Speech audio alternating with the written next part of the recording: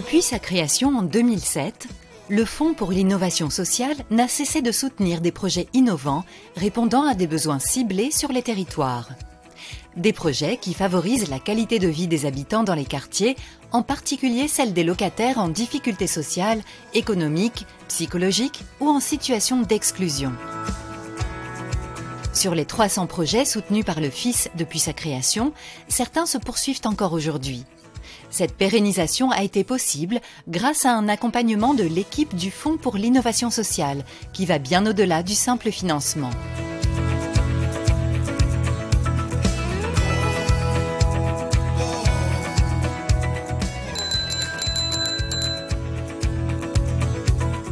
On prend de plein fouet des publics de plus en plus fragiles, des personnes qui sont en attente et en besoin d'accompagnement spécifique.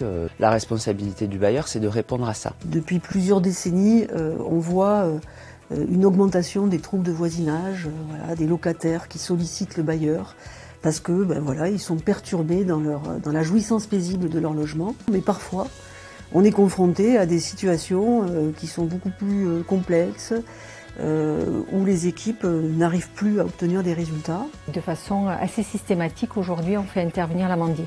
Parce qu'on a pu observer que quand l'amandier intervient dès le départ, les chances de résolution sont plus grandes. Aller vers, c'est un petit peu ça. C'est le fait de tendre la main à des gens qui sont les plus éloignés, à des gens qui sont dans une certaine solitude, dans un mal-être aussi, et qui n'arrivent plus du tout à s'en sortir dans leur situation. Effectivement, expulser une famille, c'est pas un objectif pour un bailleur social, c'est même un échec dans sa relation avec le locataire. Le modèle économique qu'on pourra avoir du projet, c'est celui-ci. Investissons dans l'accompagnement plutôt que dans une procédure d'expulsion qui finalement va coûter très cher à la collectivité.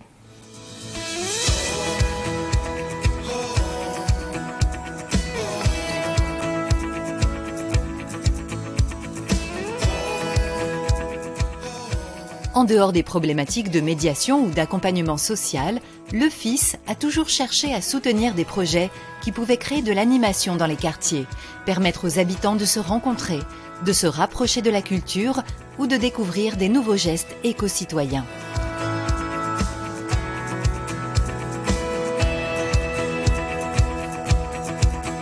Notre objectif, c'est de transformer l'image de ces quartiers-là et de transformer aussi l'image que l'on a des habitants de ces quartiers. Il faut redonner tout simplement de la fierté, du plaisir d'appartenance à ces territoires.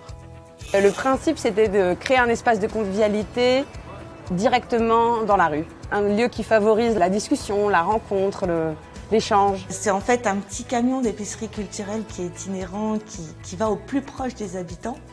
Et ce qui m'a vraiment intéressée dans un premier temps, c'est qu'il va dans des endroits du quartier qui n'ont jamais été occupés.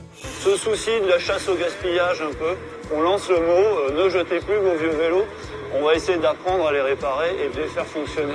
Voilà, effectivement, il y a des gens qui peuvent s'acheter des vélos à 3 000 €, tant mieux pour eux, mais le cœur de notre action, il n'est pas là. L'idée, c'était vraiment de rendre le vélo accessible à tous et d'en faire un levier de mobilité, y compris sociale, de mobilité dans l'emploi. Le but du food truck n'a pas un but commercial, en fait, c'est surtout de faire découvrir aux habitants des fruits et légumes locaux, notre patrimoine aussi alimentaire sur le terrain. Alors la petite ferme urbaine, c'est un condensé de notre savoir-faire. Notre savoir-faire, c'est la sensibilisation sur la biodiversité, c'est surtout un outil de sensibilisation, un outil d'apprentissage et de transmission de savoir. Quand on parle de jardinage, etc., ça peut paraître un peu désuet, un peu dépassé, pas trop à la mode. Et pourtant, on a des jeunes qui viennent jardiner, qui viennent accompagner des habitants à comprendre comment ça fonctionne, qui les accompagnent sur une meilleure alimentation, sur une sensibilisation. Et mine de rien, c'est avec ces personnes qui, hier, paraissaient un petit peu comme une problématique dans le quartier, en fait, on a transformé un problème avec les mêmes personnes en solution. Environnement solidaire, c'est une idée qui était de dire, c'est de faire en fait de Pépin une pépite. C'est de faire en sorte que des inconvénients que l'on voit dans nos quartiers, des difficultés rencontrées, on les transforme de telle sorte que ça devienne en fait de véritables avantages. C'est faire en sorte que les gens se sentent bien chez eux.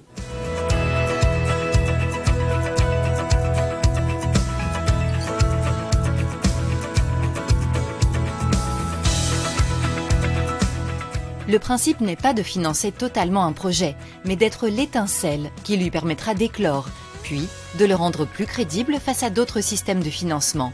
Et enfin, d'acquérir cette stabilité indispensable qui permet aux initiatives de perdurer. Le Fonds d'innovation sociale, ça a été le déclencheur par rapport au financement et aux financeurs. Une fois qu'on a obtenu le fonds avec la régie, ça a vraiment déjà permis de beaucoup structurer le projet. Parce que quand on travaille avec le Fonds d'innovation sociale, on réfléchit vraiment très finement et très précisément au contenu du projet. Ça a vraiment marqué aussi la crédibilité du projet pour les acteurs locaux. Mais ce qui est intéressant, c'est qu'aujourd'hui, il y a une aide des acteurs locaux qui ont pris le relais quand même, pas à la même hauteur, mais qui ont pris le relais sur ce projet. Et ça, c'est quand même une signe de réussite. Alors le FIS nous a aidés à 2 niveaux. À Épernay, ça a été le véritable levier pour faire adhérer les partenaires à ce projet. Une fois qu'on a eu le FIS, les différents partenaires institutionnels se sont dit on va accompagner le dispositif. La reconnaissance immédiate par le Fonds d'innovation sociale de l'intérêt finalement de ces actions a été l'élément déterminant. Mais ça nous a aussi permis d'attirer beaucoup d'autres financeurs qui sans doute ne seraient pas venus autrement s'ils n'avaient pas vu le sérieux finalement qui était garanti par la présence du Fonds d'innovation sociale à nos côtés sur ce type d'initiative. C'est vrai qu'il y a eu un montage bailleur et Fonds pour l'innovation sociale qui a été très très vertueux et qui, comme on dit, a provoqué un effet boule de neige et on a pu travailler grâce à ça avec de nombreuses fondations. Et je pense qu'au niveau des collectivités locales aussi, c'est un gage de sérieux. Donc c'est plus de 10 ans de projets plus ou moins ambitieux qu'on a effectivement essayer de construire, auquel on a donné une vraie cohérence en donnant ces moyens d'investissement. Près de 150 000 € d'investissement et le soutien du Fonds d'innovation sociale nous a permis de développer cette stratégie d'accompagnement social, d'innovation sociale sur les quartiers. Quand on parle du FIS, c'est un accompagnement en fait financier initialement, mais c'est pas que ça. Et je trouve qu'il a été très agréable d'avoir un accompagnement aussi humain du FIS. C'est qu'on nous parle du projet. Le soutien, il ne porte pas effectivement que sur l'accompagnement financier, il porte aussi sur la valorisation du travail fait au quotidien.